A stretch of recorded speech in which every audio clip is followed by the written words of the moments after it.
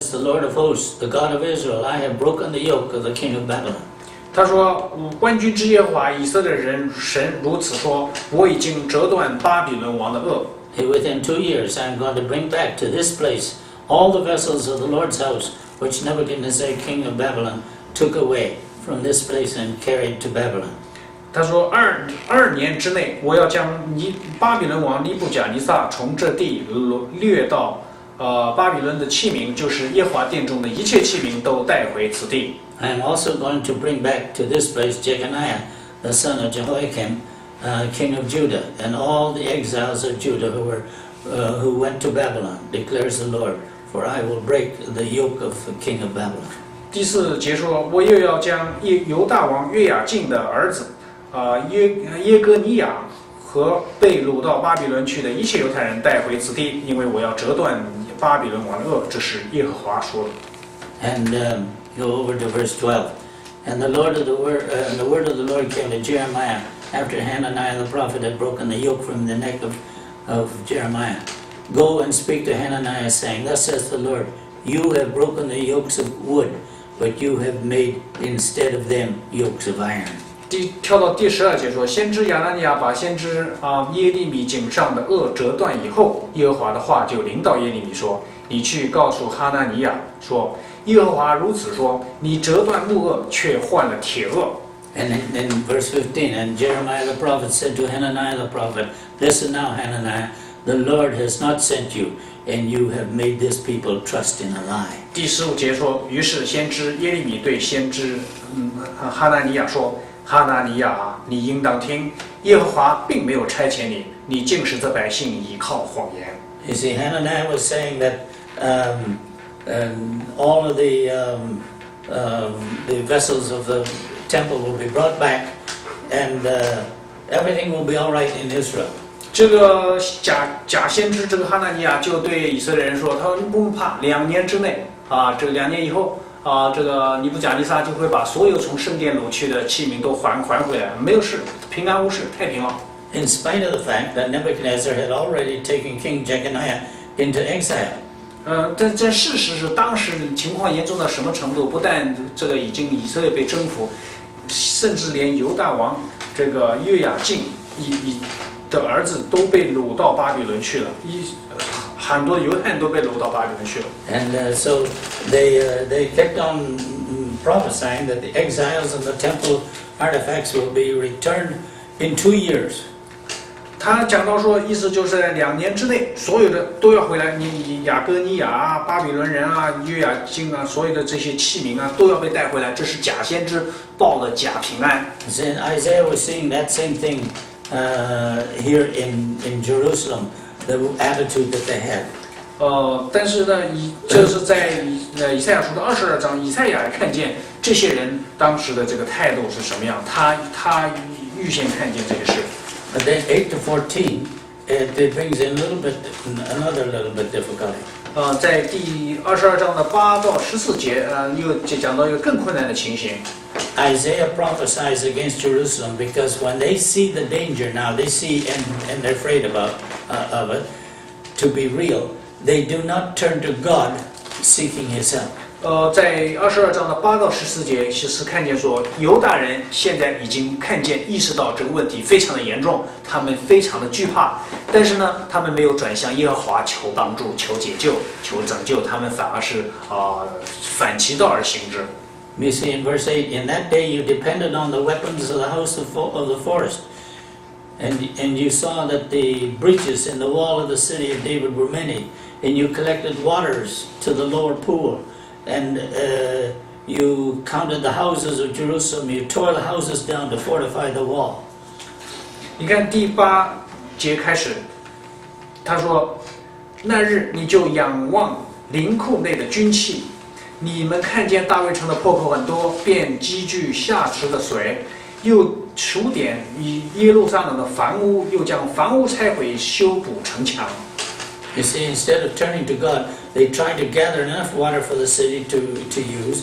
They destroy houses to strengthen the wall, but they do not ask God what to do. They don't look to God for help. 你看他们忙活坏了，他们自己在做自己的筹划，他们准备是什么？准备准备守城，所以他们就积蓄很多的水，然后呢，把这个拆东墙补西墙了，把这个犹太人的耶路撒冷的房子拆掉去修补城墙，他们准备是长期抗战了。So they ignored God completely, and so God told Isaiah, "Surely this iniquity," verse 14, "this iniquity shall not be forgiven you until you die." 所以这里讲到他们没有转向耶和华，他们不仰望做事的这个主，所以当耶和华在第14节就讲到，耶和华万军之耶和华亲自漠视我说，这罪孽直到你们死断不得赦免，这是主万军之耶和华说。Now Isaiah is given a prophecy about an individual man named Shebna. 这个耶和华这个耶和华给以赛亚的一个意象当中，一个预言里面，其中专门提到一个人，这个人叫做舍伯那。Now the king would rely on his advice. 这个王呢就很听从这个舍伯那的这个意见。And he was in charge of the household. 他是管银库的。Now it appears that because Shebna got such a high position, he became very proud. 很显然，这个财政大臣啊，因为他这个位高权重，他就非常的这个狂妄、骄傲。And you look at verse 16. 我们只要看他16节。And Isaiah asked him, "Who do you think you are? How dare you carve yourself a tomb in such a prominent place?" 这个以赛亚看第16节，以赛亚是万军之耶和华就问他说：“你在这里做什么呢？有什么人？意思就是像你怎么竟敢在这里凿坟墓，就是在高处为自己凿坟墓，在磐石中为自己凿出安身之所呢？” Now, you will not be buried there. You will die in the open country. 他说你在高处为自己凿了这个坟墓，但是你将来不会死在这个地方，你会死在野外。But before that time happens, I will give your place to Eliakim. Even name the person he was going to give it to. 他不但警告他这样，他还说你将来不会死在这个地方，你死了以后，我还要把你从原位撤下。撤掉的时候，我要招我的仆人希勒家的儿子以利亚进来，将等于是甚至谁取代他，他都告诉他了。Now this prophecy was fulfilled. 这个预言最后有没有应验？是应验了。But Shebna evidently humbled himself. 当然，这个后来这个取代他的这个人，当然是非常的这个谦卑。Now this isn't the Bible doesn't explain this, but he accepted an inferior position. 他最后这个接受了这么一个地位。And an inferior position under Eliakim, who had taken his place. 他后来就接受了这个在以利亚敬，因为以利亚敬是取代他的，那就在以利亚敬的手下。Because we read in Isaiah 36:3. 如果我们看这个以赛亚书的36章的第3节， that Eliakim, who was now over the household, 在当时在36节的时候说，以利亚敬已经成了什么？就是成了这个管银库的这个首长。and listen to this, and Shebna the scribe were sent to talk to Rabshakeh. 然后讲到什么呢？这个在第3节说，他的这个等于相当于是他的书记啊，就舍伯那变成谁了呢？变成以利亚敬的书记员了。See, Rabshakeh had been sent by Sennacherib to tell King Hezekiah that Jerusalem was about to be destroyed. 当时就是舍伯那被吩咐去告诉这个王西西家说，耶路撒冷可能要被毁了。And so Hezekiah sent Eliakim and Shebna out to talk to Rabshakeh. 因为当时这个情况紧急，所以西西家就差遣以利亚敬和舍伯那去跟亚述人去谈判，相当于是。And so from this, we can surmise that God's threat against Shebna might have been lessened.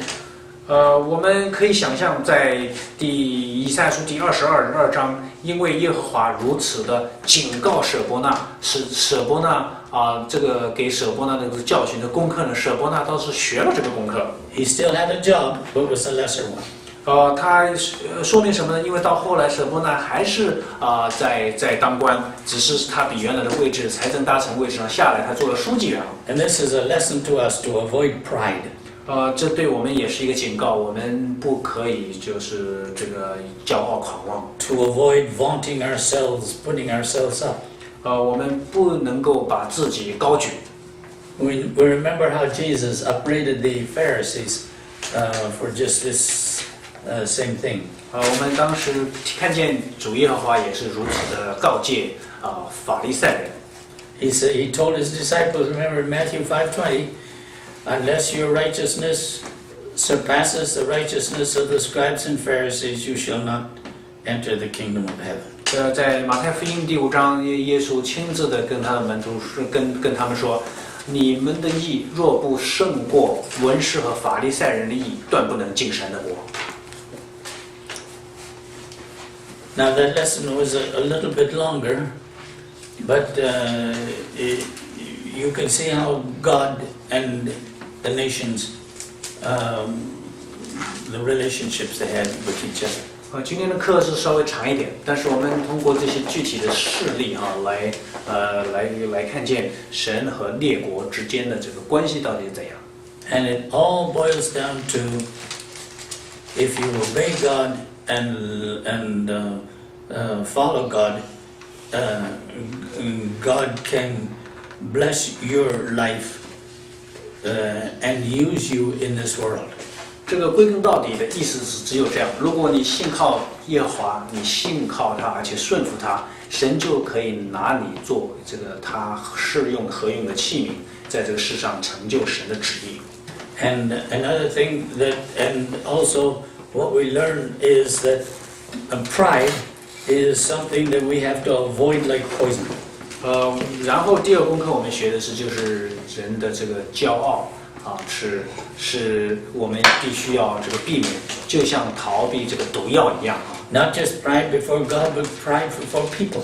我们不单单是不能在神面前骄傲，在人面前也一样不能骄傲。We have to be humble. 我们必须得要谦卑自己，谦卑。And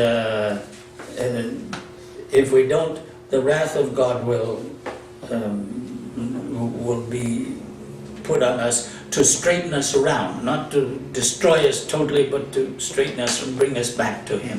因为如果我们骄傲，真的神就会什么？神的管教就会临到我们。神的管教临到他自己的儿女，不是要毁灭我们，而是要制服我们，让我们最后变得服服帖帖才可以。我们谦卑在主的面前才行，那个就很痛苦了。Do you have any?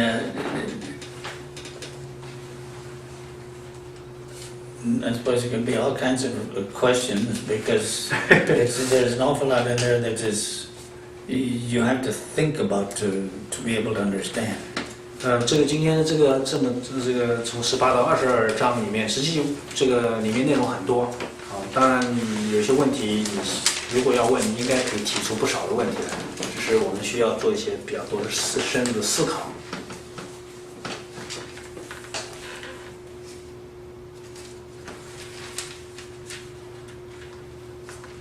So we'll have a word of prayer. 我们来做个结束祷告。Hey Max, do you think you could pray first tonight? Can you? Do you think you could? You pray for me.